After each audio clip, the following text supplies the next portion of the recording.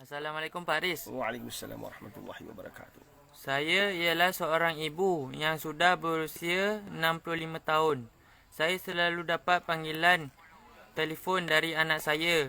Dia sangat baik dan selalu ambil berat pasal saya. Alhamdulillah. Baru-baru ni ketika dah habis call, anak saya lupa nak offkan telefon. Jadi saya sempat terdengar menantu lelaki saya cakap, "Tak perlulah call mak awak selalu. Dia bukan tak ada anak yang lain yang boleh call dia. Saya kurang selesa dengan mak awak. Semua nak kita bantu." Allahu Akbar. Remuk hati saya Pak Riz. Tapi tak apa. Saya tahu dia menantu yang baik. Mungkin hari tu dia stres dengan kerja kot. Pak Riz, makcik nak tanya sikit. Memang ke bila kita dah tua, kita akan jadi seorang yang terlalu rindu dengan anak-anak?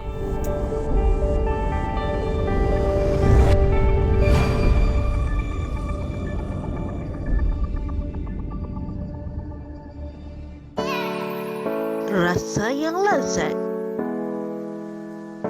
aroma yang mempesonakan, penuh dengan khasiat semula jadi. Produk istimewa daripada Pak Riz.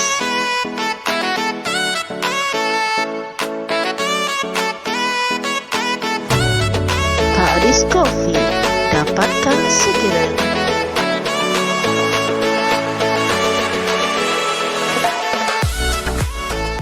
Bagus, makcik tanya soalan macam tu, kan? Makcik, bila hidup kita disibukkan dengan dunia, kita susah lepaskan dunia. Dengan usia macam saya dan makcik, kita dah patut berjinak-jinak untuk akhirat kita. Mak saya pun sama. Mungkin mak saya tengok live ni. Mak saya pun sama. Mak saya orang yang kuat ibadah. Dia kuat zikir, belajar Quran, kan? Mak saya pergi kuliah sana kuliah sini, tapi sekarang tak boleh pergi kan, pasal ada COVID. Mungkin sekarang tak lama lagi dia akan buka sikit-sikit. Tapi saya nak bagi tahu, kan? Mak saya pun sama rindu anak-anak. Saya tak tinggal dengan mak saya. Saya ada madrasah, saya tinggal di madrasah, tapi dengan mak saya tu tak jauh. Lebih kurang dalam 20 minit, 15 minit sampailah insya-Allah, kan? Tapi mak saya ni rindu pada anak-anak, kan? Kadang-kadang dia buka album, dia buka tengok, kan? Saya selalu pesan mak saya, layan perasaan, kan, akan buat kita tak tenang, tak bahagia, kan? Layan perasaan. Kita kena terima kenyataan hidup kita dah begini. Kena terima kenyataan. Satu benda yang paling sukar nak buat ialah terima kenyataan. Kena belajar terima kenyataan. Kita kena lepaskan sikit-sikit dunia ni. Kena lepaskan. Dunia ni anak kita, harta kita, aset kita, kerja kita. Semua kita kena lepas sikit-sikit. Sebab akhir nanti kita kena lepas sepenuhnya, kan? Subhanallah, kan? Jadi pada makcik yang tanya, kan, sebenarnya dalam usia macam makcik ni ramai orang lalui. Sebab tu kita sibukkan hidup kita dengan ibadah. Sibukkan diri kita dengan kerja-kerja yang berfaedah. Insya-Allah, datang rindu tu tak mencuri tumpuan kita pada Allah. Nampak tak? Rindu tetap ada. Manusia normal dia ada rindu, tapi jangan sampai rindu itu menjadikan kita sendu dalam setiap ibadah kita. Rindu itu telah menjadikan kita lemah. Sepatutnya rindu itu menjadikan kita kuat. Kita rindu pada Rasulullah, maka kita kuat berselawat. Hari ini hari Jumaat, perbanyakkan selawat. Kita rindu sangat dalam pada Rasulullah. Apa kita buat? Banyakkan selawat. Kita rindu pada anak-anak. Apa untuk kita buat? Kita tingkatkan ibadah kita.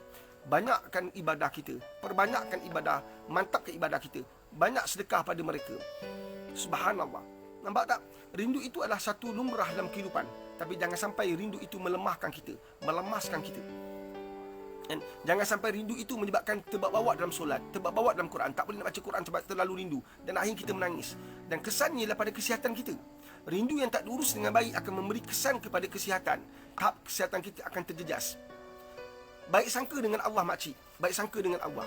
Dan Allah takdirkan satu perkara yang sangat besar pada hidup makcik, yang mengubah banyak benda. Mengubah pandangan, mengubah persepsi, mengubah pemikiran makcik. Tiba-tiba Allah hadirkan satu peluang makcik dengar suara menantu makcik. Kan? Menantu makcik berbicara tentang sesuatu yang mungkin menyebabkan, tak sangka dia cakap macam tu kan? Nampak tak? Subhanallah. Sebenarnya Allah nak tunjuk betapa baiknya anak makcik. Dalam keadaan dia mungkin selalu suami dia ingatkan, suami dia ingatkan, awak saja ambil beratkan mak awak. Anak-anak lain macam tak ambil tahu je. Macam mak bodoh je. Tapi bayangkan anak makcik sangat baik, dia tetap telefon makcik. Dia tetap ambil berat. Maknanya abang nak bagi gambaran betapa makcik sangat bertuah. Dalam kerinduan, dalam kesunyian itu ada seorang anak yang sangat baik. Nampak tak? Yang sangat terpuji akhlaknya. Abang nak bagi hikmah tu kita cari. Kan? Pada pandangan saya, kan, awak tunjukkan satu kisah yang boleh terdengar pula, tapi anak makcik tu tetap telefon makcik. Maknanya anak itu sangat baik. Walaupun pada satu saat, pada satu ruang, pada satu sudut suaminya menegur dia, kan? Mungkin teguran tu ada betul. Kan? Di tahap dalam konteks kekeluargaan dia. Kan? Sebab anak makcik ni pun rindu pada makcik. Rindu sangat pada makcik. Kan? Jadi makcik, saya nak bagi tip pada makcik. Makcik kawal perasaan rindu tu dengan tingkatkan ibadah, insya-Allah rumah tangga anak makcik tu akan lebih baik. Insya-Allah. Kan? Sebab mungkin makcik dengan anak makcik ada chemistry. Satu pertemuan yang sangat hebat. Maknanya apa makcik rasa, dia boleh rasa. Apa dia rasa, makcik rasa. Makcik rindu, dia rasa rindu. Dia rindu, makcik rasa rindu. So makcik kurangkan perasaan tu, supaya dia dengan keluarga dia lebih damai, lebih bahagia. Insya-Allah. Itu satu pendekatan. Itu satu cara sebenarnya. Insya-Allah. Tapi makcik, kan, sebenarnya nak gambarkan anak makcik itu sangat baik. Sangat baik. Subhanallah. Kan? Ada orang rumah sebelah pun tak jenguk mak. Ada orang rumah 3-4 rumah je selang, tak ada masa jenguk mak. Subhanallah. Nampak tak? Kan? Selain daripada itu makcik, kan? Selain daripada itu, kan? Betul pendekatan makcik, saya puji, kan?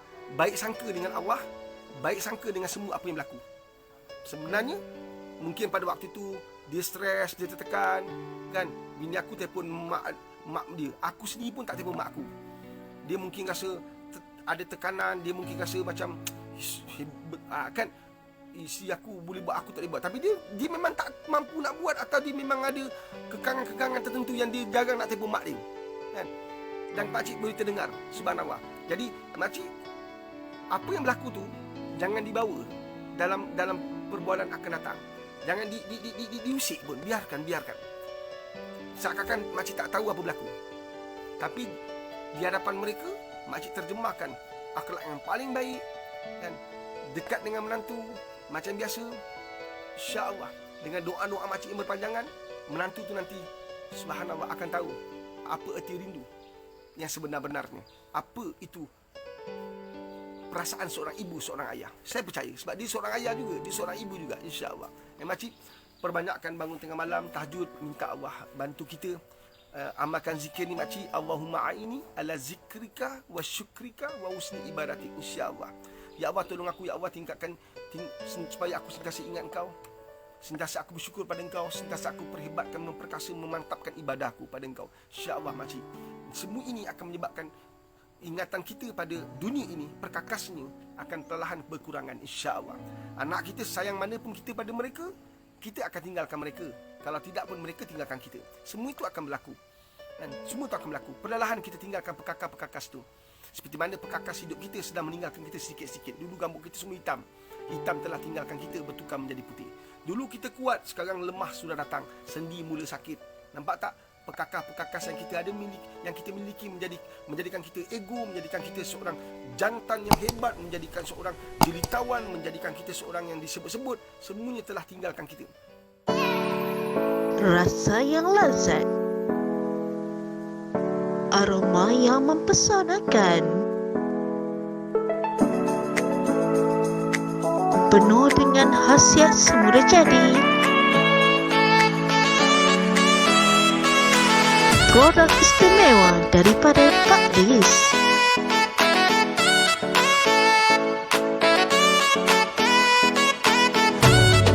Pak Dis Coffee, dapatkan segera.